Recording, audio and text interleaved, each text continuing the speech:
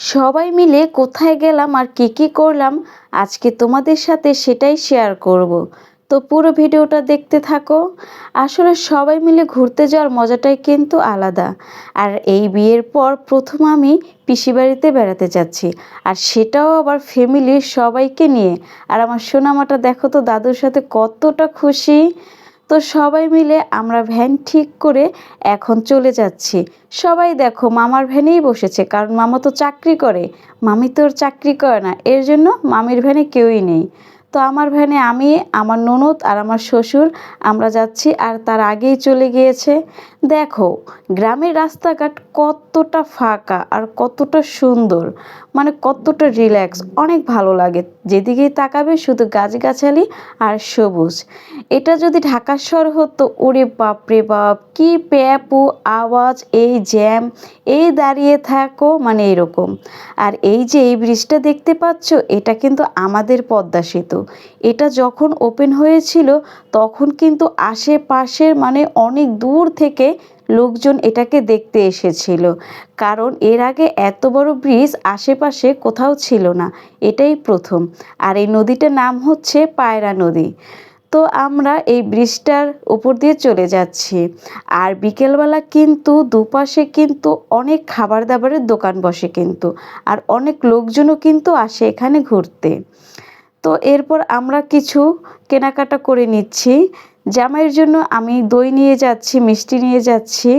পান সুপারি নেব সেটা বলল, তারা নাকি খায় না, এর জন্য পান সুপারিটা নেওয়া হয়নি। আমি নিতে চেয়েছিলাম, বাট তারা নাকি খায় না। বাট গিয়ে দেখি ঠিকই জামাই পান সুপারি খায়। তখন তো আমার ভীষণ একদম মাথা গরম হয়ে গিয়েছিল। যাই হোক, পান সুপারি তো আনতে পারলাম না। তো আমরা পৌঁছে গেলাম কথা বলতে বলতে পিসি বাড়ি। আসলে পিসি বাড়িটা কিন্তু আমার অনেক বেশি পছন্দ হয়েছে। আসলে আমার শ্বশুর বাড়িটা হচ্ছে মানে মেইন রোড থেকেও প্রায় 7-8 মিনিট হেঁটে কিন্তু যেতে হয়, মানে যাতে করে ভ্যান গাড়ি কিছুই যেতে পারে না। কিন্তু পিসি বাড়িটা কিন্তু একদম মেইন রোডের সাথেই, এর জন্য আমার খুবই ভালো লেগেছে। এরপর একটু ঘোরাঘুরি করে পিসি রান্না করতেছিল, তো আমরা এই ফাঁকে একটু ঘুরতে গেলাম।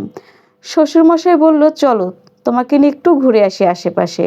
তো আমরা চলে এলাম রামশিল, এই হচ্ছে রামশিল ব্রিজ। আর এই রামশিল ব্রিজেও কিন্তু অনেক লোকজন ঘুরতে আসে, সেটা তোমরা একটু পরেই দেখতে পারবে। তো আমরা এখন চলে যাব রামশিল কলেজ। এখানে গেটটা খোলাই থাকে, মানে সবাই বিকেল হলে এখানে একটু ঘুরতে আসে। তো আমার এদিকে ফার্স্ট এই প্রথম আসা, সত্যি বলতে আমার ভীষণই ভালো লেগেছে। একটু পরেই দেখতে পারবে কত লোকজন এখানে ঘুরতে আসে। তো এখানে বসে আমরা অনেকক্ষণ সময় কাটালাম, ছবি তুললাম, ভিডিও করলাম। তো এরপরে আমরা একটু ঘোরাঘুরিও করলাম।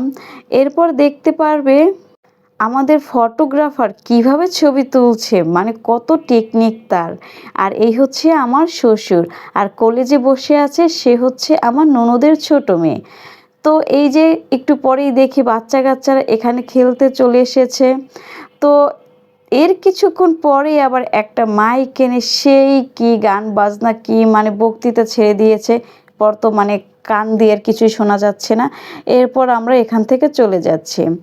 আর তোমরা কিন্তু এখানে ঘুরতে আসতে পারো, অনেকটাই কিন্তু ভালো লাগবে।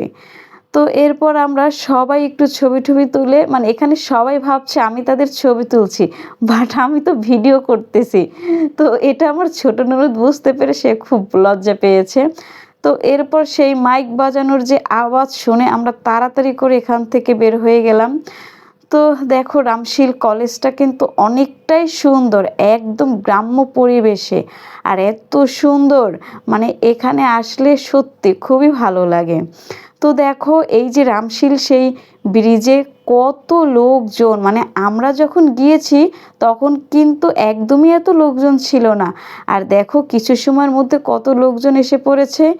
এরপর আমরা বাসায় এসেই খাওয়া দাওয়া করেই আমরা এখন চলে যাব, কারণ অনেকটাই রাত হয়ে গিয়েছে। তো সবাই ভালো থাকো, সুস্থ থাকো, আর ভিডিওটা যদি ভালো লেগে থাকে তাহলে ফলো অ্যান্ড সাবস্ক্রাইব করে দিও।